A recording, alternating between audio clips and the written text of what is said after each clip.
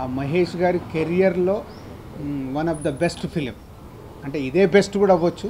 కానీ సినిమా ప్రేక్షకుల ముందుకు వెళ్ళకంటే ముందు అంత పెద్ద స్టేట్మెంట్ ఇవ్వడం నాకు ఇష్టం లేదు. One of the best film Mahesh గారి కెరియర్లో ఈ మహర్షి అవుతుంది. అండ్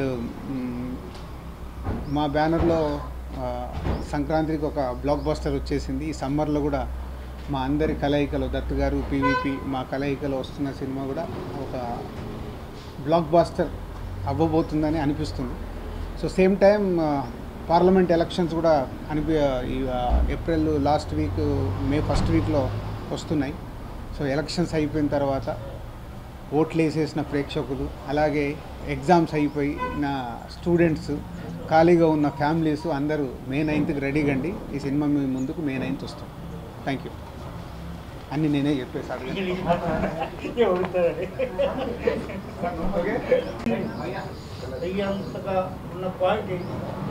ఈ సినిమాలోనా అంటే ఇప్పటివరకు మనము చాలా సినిమాలు చూసాం. అంటే ఒక అద్భుతమైన సినిమాలు మహేష్ గారి కెరియర్లో ఒక పోకిరి కావచ్చు, ఒక ఒక్కడు కావచ్చు, ఒక శ్రీమంతుడు కావచ్చు. దాంట్లో ఏదో ఒక నావెల్ పాయింట్తో పాటు ఒక క్యారెక్టరేషన్. సో అలాంటిదే మా మహర్షి.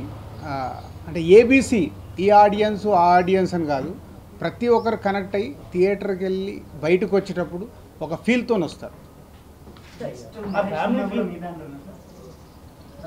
మహర్షి గురించి మాట్లాడదాం.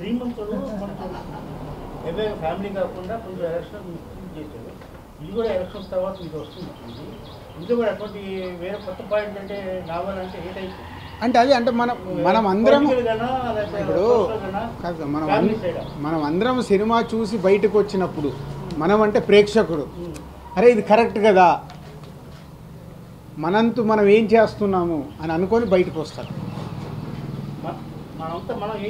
మనం ఏం చేస్తున్నాం అనే పాయింట్